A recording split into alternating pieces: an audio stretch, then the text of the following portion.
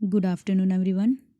Today we will start next chapter from economics, that is your fourth chapter, food security in India. Food security means खाद्य सुरक्षा. Okay Bharat में किस तरह से खाद्य सुरक्षा को गवर्नमेंट सुनिश्चित करती है, ये सब हम इस चैप्टर में रीड करने वाले हैं.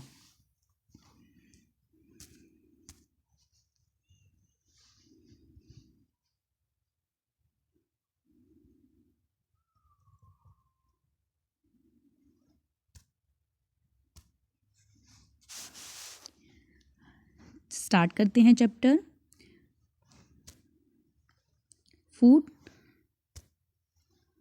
Food security means availability, accessibility and affordability of food to all people at all times.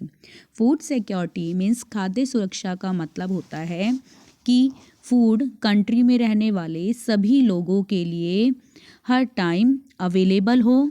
Accessible मतलब खाने तक लोगों की पहुंच हो. अफोर्डेबिलिटी मतलब जो भी फूड है वो उस दाम और कीमत पर मिले जिसे गरीब से गरीब और अमीर सभी व्यक्ति अफोर्ड कर सकें. मीन्स उस फूड का जो प्राइस है वो अफोर्डेबल होना चाहिए, हर व्यक्ति उसे खरीद सके.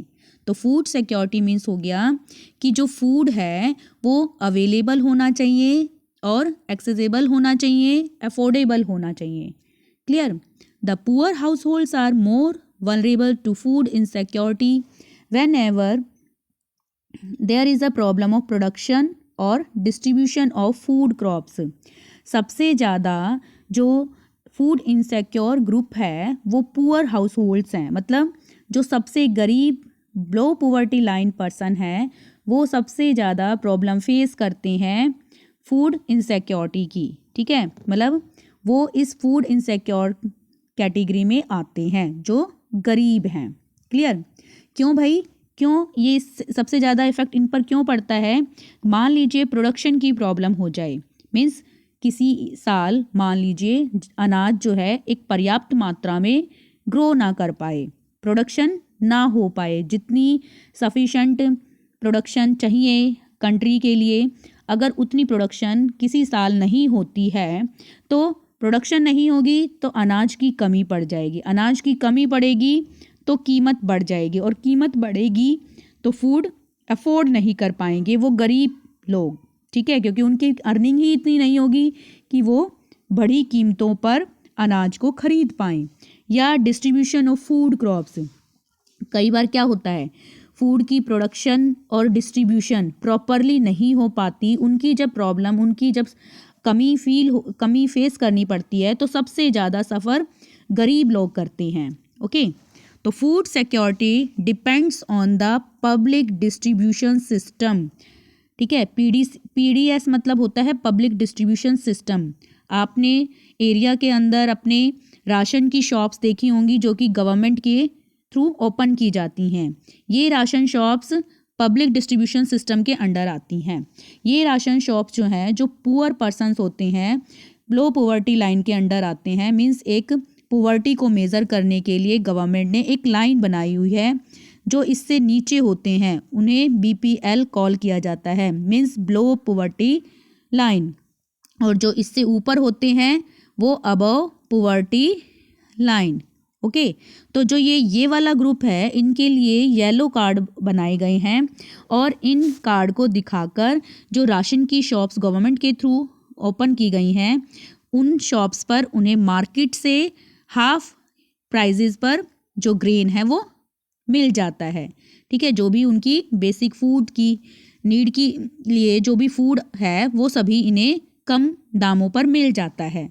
और ये किस लिए गवर्नमेंट ने ओपन किए हैं? ताकि इन पुअर लोगों को भी फूड की कमी फेस ना करनी पड़े, इनको ये फूड मिल पाए. ठीक है, फूड सिक्योरिटी कब इंश्योर होती है? जब सभी लोगों को, देश में रहने वाले अमीर गरीब सभी लोगों को, चाहे कोई किसी भी ग्रुप से बिलोंग करता हो, सभी ग्रुप्स के लोगों को, सभी लोगों को, चाहे कोई भी किसी भी सोशल इकोनॉमिकली किसी भी तरह के ग्रुप से बिलोंग करता हो। जैसे कि हमने SC ST पढ़े थे, ठीक है, लेबरर पढ़े थे, डेली वेजेस पर काम करने वाले। तो जो भी बिलो पॉवर्टी लाइन पर्सन्स होते हैं उन सभी लोगों के लिए फूड अवेलेबल हो पाए और एक अफोर्डेबल प्राइस पर, ठीक है, अगर सभी लोगों तक एक्सेस हो पाता है वो फूड, तो हम ये इंश्योर कर सकते हैं कि फूड सिक्योरिटी देश में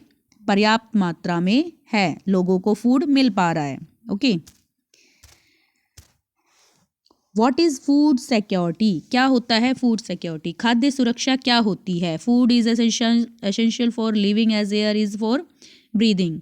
मीन्स जो फूड है, जिस तरह से हमारे सांस लेने की के लिए हमें एयर की नीड होती है, उसी तरह से हमें जीवित रहने के लिए खाने की फूड की नीड होती है।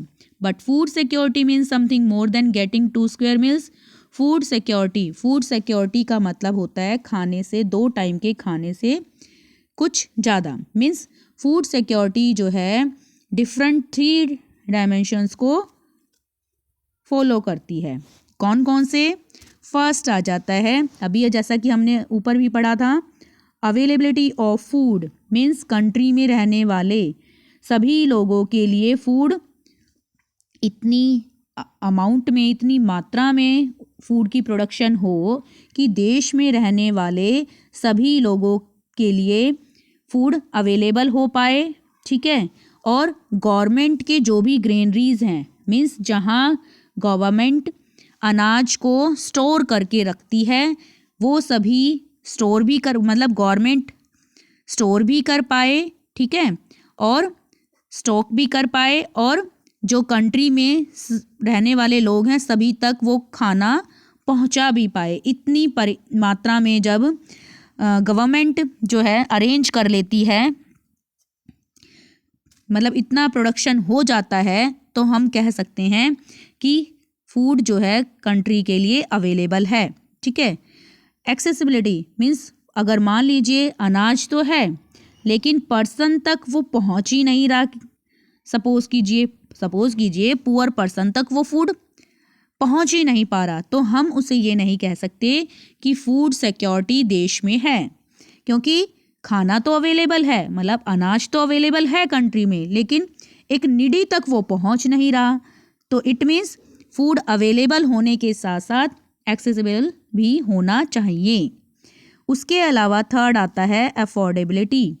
अफोर्डेबिलिटी का मतलब होता है कि जो एक सेफ और न्यूट्रिशियस फूड है, ठीक है, मीन्स जो डाइटरी नीड्स है, एक डाइट प्रॉपर, एक जो डाइट होती है एक पर्सन के लिए, अगर वो डाइट उस पर्सन की अर्निंग इतनी है, उसके पास इतना पैसा है कि वो एक सेफ और न्यूट्रिशियस फूड खरीद पा रहा है, मीन्स उस सेफ और न्यूट्रिशियस फूड की कीमत इतनी हो कि एक गरीब से गरीब व्यक्ति भी उसे अफोर्ड कर सके, उसे खरीद सके, तो हम कह सकते हैं कि उस फूड की अफोर्डेबिलिटी है, ठीक है। तो फूड सिक्योरिटी जो है 3 डायमेंशंस को फॉलो करती है, अवेलेबिलिटी ऑफ फूड और एक्सेसिबिलिटी, ठीक है, और उसके अलावा अफोर्डेबिलिटी। क्लियर?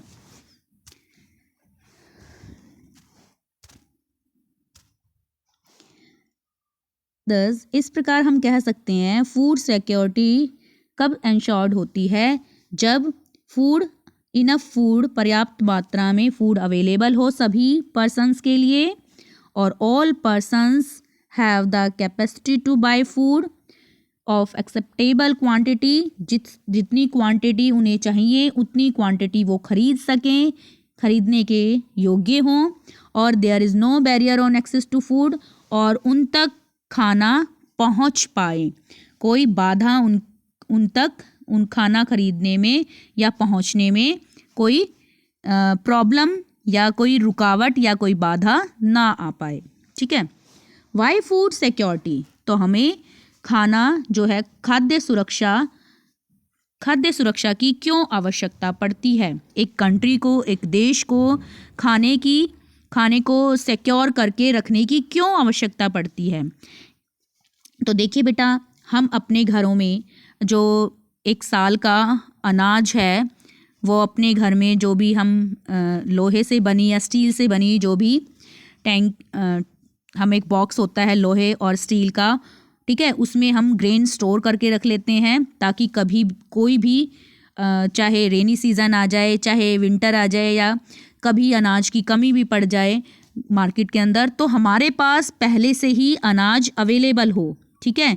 इसलिए हम अनाज को स्टोर करके रख लेते हैं। तो इसी तरीके से जो गवर्नमेंट है, कभी कोई भी नेचुरल डिज़ास्टर आ जाए या कभी प्रोडक्शन कम हो पाए, खाने की कमी मान लो कभी पड़ जाए, कोई भी स्थिति आ जाए, कोई भी किसी भी प्रॉब्लम में खाने की कमी ना पड़ पाए, तो इसलिए गवर्नमेंट कुछ अनाज का पार्ट जो प्रोडक्शन होती है उस प्रोडक्शन का कुछ पार्ट जो है स्टोर करके रख लेती है, ताकि आने वाले टाइम पीरियड पर, मतलब फ्यूचर में कभी कोई भी किसी तरह की खाने से रिलेटेड, फूड से, ग्रेन से रिलेटेड कोई प्रॉब्लम हमें फेस ना करनी पड़े। जब भी मान लीजिए किसी साल प्रोडक्शन कम होती है या कोई नेचुरल डिज़ास्टर आ जाता है, तो उस टाइम पीरियड पर उस स्टोर फूड से काम चला लिया जाता है। क्लियर? तो सब हमें फूड सिक्योरिटी की क्यों नीड पड़ती है? एक तो कभी कोई नेचुरल डिज़ास्टर आ जाए, या कई बार क्या होता है मार्केट में चीज़ों के प्राइस बढ़ जाते हैं, ठीक है। तो अगर उस बढ़े हुए प्राइस की जगह गवर्नमेंट एक रीज़नेबल प्राइस पर जनता को ग्रेन प्रोवाइड करा देती है, तो ऑटोमेटिकली जो दूसरे महंगी दामों पर बेचने वाले जो भी सेलर होते हैं, उन्हें अपनी जो भी अनाज है उसकी कीमत कम करनी पड़ती है, ठीक है। तो ऐसी सिचुएशन से निपटने के लिए भी गवर्नमेंट जो है फूड को स्टोर करके या सिक्योर करके रखती है।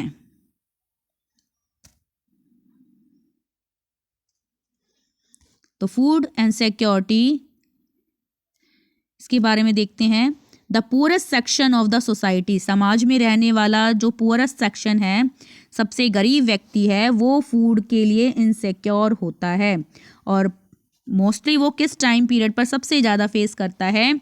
जब कंट्री कोई भी नेचुरल डिज़ास्टर या कोई कैलेमिटी फेस कर रही हो, जैसे कि अर्थक्वेक, ड्राउट, फ्लड, सुनामी, ठीक है, या किसी साल क्रॉप्स फेल हो जाए, मतलब किसी भी कारण से क्रॉप जो है अच्छे से ग्रो ना कर पाए, फेमिन हो जाए, तो इस टाइम पीरियड पर सबसे ज़्यादा जो बैड इफ़ेक्ट पड़ता है वो पुअरेस्ट सेक्शन पर, पुअर स्ट्रेटा पर पड़ता है, ठीक है। How is food security affected during a calamity? किसी भी कैलेमिटी या नेचुरल डिज़ास्टर के टाइम पीरियड पर फूड सिक्योरिटी कैसे अफेक्ट होती है? जैसे कि देखो बेटा, अभी हमने कोविड के टाइम पीरियड पर देखा, जो भी फ्रूट्स जिनसे इम्यूनिटी स्ट्रॉन्ग होती है, जैसे कि कीवी, नारियल, तो ये सभी चीज़ें जो हैं इनके प्राइस बहुत ज़्यादा बढ़ गए थे, ठीक है। और अब प्राइस, क्योंकि एक तो सबसे पहला कि ये चीज़ें हम तक पहुंच नहीं पा रही थी, ठीक है, ट्रांसपोर्टेशन वगैरह इन सभी चीज़ों पर पूरा लॉकडाउन हो चुका था, तो ये चीज़ें हम तक पहुंच नहीं पा रही थी, ठीक है। दूसरा वो एक तो पहुंच नहीं पा रही थी, दूसरा कम हो गई थी चीज़ें, और लोगों ने डिमांड ज़्यादा बढ़ा दी थी, तो डिमांड की वजह से प्राइस भी बढ़ गए थे। और इनके प्राइस जब बढ़ जाएंगे तो एक पुअर पर्सन जो है वो इनको अफोर्ड ही नहीं कर पा रहा था। तो जब कोई भी नेचुरल डिज़ास्टर या कोई एपिडेमिक, कोविड जैसी इस तरह की कोई महामारी आ जाती है, तो उस टाइम पीरियड पर फूड सिक्योरिटी जो है बुरी तरह से अफेक्ट होती है। और सबसे ज़्यादा इसका जो बुरा इफ़ेक्ट पड़ता है वो पुअर स्ट्रेटा पर पड़ता है। Clear? Due to natural calamity से total production of food grains decrease. तो किसी भी नेचुरल कैलेमिटी के टाइम पीरियड पर जो टोटल प्रोडक्शन होता है अनाज का वो डिक्रीज हो जाता है, घट जाता है, और इसकी वजह से फूड की शॉर्टेज पड़ जाती है उस अफेक्टेड एरिया में जहाँ पर भी नेचुरल डिज़ास्टर आता है। Due to shortage of food की शॉर्टेज की वजह से जो फूड के प्राइजेज़ हैं वो गोज़ अप, मतलब बढ़ जाते हैं, और इन बढ़ी कीमतों की वजह से कुछ पीपल जो हैं अफोर्ड ही नहीं कर पाते, फूड को खरीद ही नहीं पाते। और इस तरह की कैलेमिटी के टाइम पीरियड पर बहुत सारे लोगों की जो स्पेशली पुअर स्ट्रेटा है उनकी लाइफ पर बैड इफ़ेक्ट पड़ता है। It may cause a situation of starvation, और बड़ी कीमतों की वजह से जब लोग खरीद ही नहीं पाते हैं तो क्या हो जाता है, वो भूखे मरते हैं, जिसे हम स्टारवेशन कॉल करते हैं। A massive starvation might take a turn of famine, और इस तरह से लार्ज स्केल पर जब भूख के कारण लोग मरते हैं, भूखमरी आ जाती है, तो उसे हम फैमिन के रूप में जानते हैं। A famine is characterised by widespread death due to starvation.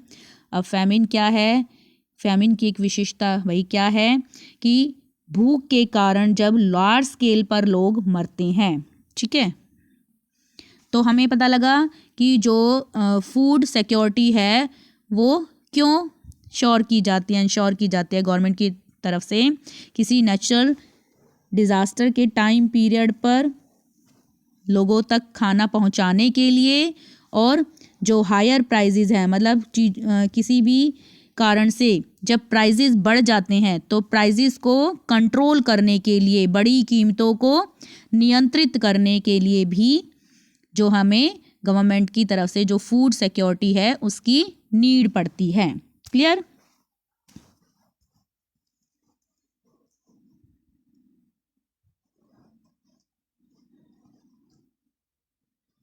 तो a famine is characterized by widespread deaths due to starvation and epidemics caused by forced use of contaminated water or decaying food and loss of body resistance due to weakening from starvation। देखो अब क्या होता है, मान लीजिए कोई भी natural calamity आ गई, नेचुरल डिज़ास्टर आ गया, या फेमिन आ गया, तो या फिर मान लीजिए लोगों को सेफ़ ड्रिंकिंग वाटर नहीं मिल रहा है। ठीक है, तो ऐसी सिचुएशन में क्या होता है, इसका बुरा प्रभाव जो है फूड ना मिलने पर क्या होगा, लोग भूख से मरेंगे। सेफ़ ड्रिंकिंग वाटर ना मिलने पर लोगों का जो भी वाटर, अगर वो पॉल्यूट वाटर ड्रिंक करेंगे तो उनकी बॉडी का जो सिस्टम है वो ख़राब हो जाएगा, और ख़राब फूड खाएंगे तो उनकी हेल्थ भी डाउन होगी। ठीक है, वीकनेस भी आ जाएगी उनकी बॉडी में, और धीरे धीरे वीकनेस के बाद वो भूख के कारण मर जाते हैं। ठीक है, the most devastating famine that occurred in India was the famine of Bengal in 1943। तो सबसे भयंकर जो फैमिन आया था वो बंगाल में 1943 में आया था, और इस फैमिन की वजह से 30 लाख पीपल जो थे, 30 लाख लोग जो थे बंगाल प्रोविंसेस में मर गए थे। मतलब जो बंगाल था इसमें 30 लाख पीपल मर गए थे 1943 में। तो बेटा एक बहुत बड़ा रेशो था ये। ठीक है, जिसकी वजह से बंगाल के अंदर 1943 में 30 लाख लोग मर गए थे। अब सबसे ज़्यादा अफेक्टेड पीपल कौन थे बंगाल में जो फैमिन से अफेक्ट हुए थे, वो थे एग्रीकल्चर लेबरर्स। मीन्स जो एग्रीकल्चर लेबरर डेली वेजेस पर काम करते थे वो लोग। ठीक है, और फिशरमैन, मछुआरे, या जो ट्रांसपोर्ट का काम करते थे, या फिर जो कैजुअल लेबरर्स थे, मतलब जो डेली वेजेस पर काम करते थे। ठीक है, खेती बाड़ी के अलावा जो किसी और साइट पर डेली वेजेस पर काम करते थे। ठीक है, उनकी लाइफ पर सबसे ज़्यादा इस फैमिन का असर पड़ा, क्योंकि इस टाइम पीरियड पर जो राइस था उसके प्राइस बहुत बढ़ गए थे, क्योंकि राइस की जो फसल थी उसमें उसकी प्रोडक्शन में कमी आई। तो क्या हुआ, सभी लोगों तक वो पहुंच नहीं पाया, और सभी लोगों तक नहीं पहुंच पाएगा तो उस जब कम होती है चीज़ तो उसके प्राइस बढ़ा दिए जाते हैं ताकि ज़्यादा प्रॉफिट। अब मार्केट में जो सेलर होते हैं, ट्रेडर्स होते हैं, वो क्या सोचते हैं कि भाई अगर चीज़ कम है तो लोग उसकी डिमांड भी करेंगे, और जब डिमांड करेंगे तो वो चाहे कितनी भी कीमत हो उसको खरीद, जीने के लिए खाना तो खाएंगे ही, और खाना जीने के लिए जब वो खाएंगे तो किसी भी प्राइस पर वो खरीद सकेंगे, ठीक है। एक रिच पर्सन तो उसको खरीद पाएगा, लेकिन अगर एक पुअर स्टेटस से बिलोंग करने वाला पर्सन है तो वो उसको खरीद नहीं पाएगा, और जब खरीद नहीं पाएगा तो क्या होगा, भूख से ही मरेगा, है ना। तो in agriculture labours, fisherman, transport workers, casual labours, इनके ऊपर सबसे ज़्यादा बुरा प्रभाव पड़ा इस फेमिन का। क्लियर। और इसकी वजह से बहुत सारे लोग मर गए थे।